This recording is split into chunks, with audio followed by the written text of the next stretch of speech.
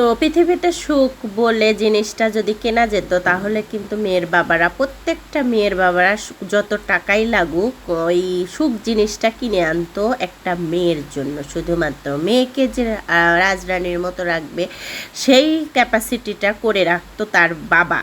তো এই যে আসসালামু আলাইকুম, বিসমিল্লাহির রহমানির রহিম। আমার মানে সুপ্রিয় আপু এবং ভাইয়েরা, আমার মানে একটা সুন্দর ব্লগ ভিডিও এনেছি আপনাদের মাঝে, শেয়ার করতে পেরে ভালোই লাগছে। তো আমার এই যে আমি বাজারের ভিডিওটা করব না ভাবছিলাম, তো আমার ছেলেটা এমন শুরু করেছে ডাকাডাকি, তো আমি অসুস্থ শরীরে উঠতেই পারছিলাম না সেই মুহূর্তে।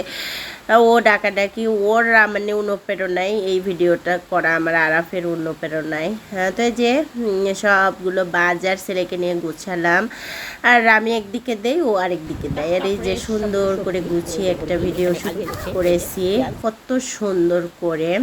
আর এদিকে দুপুরটায় রান্না করতেছিলাম, বেরেস্তা করে মুরগি রান্না করব, মুরগি না মোরগ, তো মুরগি মুখে চলে আসে। আর এই যে বেরেস্তা উঠাবো যেহেতু একটু মশলা ছেড়ে দিলাম, আর তেলে ভেজে মশলা, সেই মশলাটার টিপতি অনেক পাওয়া যায় টেস্ট। আর একটু লবণ ছিটিয়ে দিলাম যাতে পানিটা মানে ঝাল মশলা সব কিছু একসাথে দিয়ে দেব, সেহেতু একটু লবণ দিয়ে নিলে ছিটকাবে না সেজন্য। আর এই যে মশলাটা কি সুন্দর কালারে এসেছে, তেল উপরটায় চলে এসেছে প্রায়। এই মুহূর্তে এখন এই যে মাংসগুলো ছেড়ে দেব, আর মাংসগুলো মাশাল্লাহ অনেক সুন্দর, আর খেতেও মাশাল্লাহ অনেক সুন্দর হয়েছিল কিন্তু।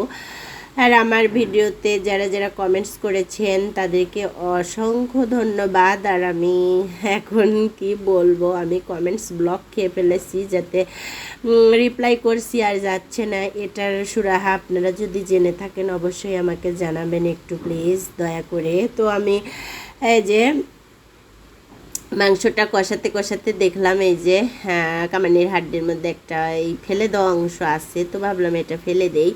আমার আবার এগুলো দেখলে তখন খেতে মন চায় না, রান্নার পরে প্লেটে আসলে আমার খুব বিরক্তিকর লাগে যেগুলো ফেলে দেওয়া জিনিস। পরে যে আলুটা কষিয়ে নেব, আর মাংসটা আলুটা অনেকক্ষণ ধরেই কষিয়ে নেব, যেহেতু মাংস আলু বেশি করে কষালে বেশি তৃপ্তি সহকারে খাওয়া যাবে। ভাত যেটুকু ভাতই খাবো মানে তৃপ্তি সহকারে যাতে খেতে পারি সেই কাজটাই করছিলাম।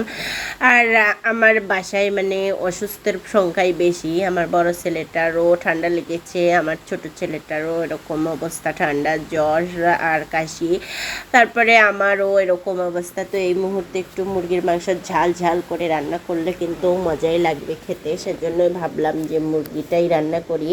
ইলিশ মাছ থাক আরেকদিন রান্না করব।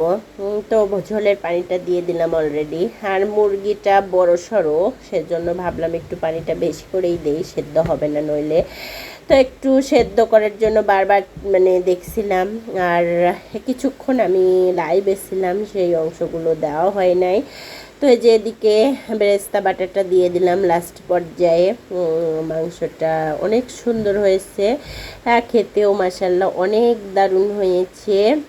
আর এরকমটা মাংস পেলে কিন্তু দুপুরটা বেশ মানে তৃপ্তি সহকারে ভাত কয়টা খাওয়া যায়। তো এদিকে মাংসটা রান্না হলো, তারপর বাচ্চা এমন বিরক্ত করতেছিল, ওর আব্বু আবার বাচ্চা কান্না মানে কেমন যেন করে, চেঁচামেচি করে, সেজন্য আমার মাথা গরম হয়ে গেল। তো ও বলছিল আমার লাল শাকটা ভাজবে না, তো আমি বললাম না, আমার বাচ্চা জ্বালাচ্ছে, আমি আর পারবো না, তুমি ভেজে। কি সুন্দর ঠান্ডা ঠান্ডা ওয়েদার, বৃষ্টি হচ্ছে।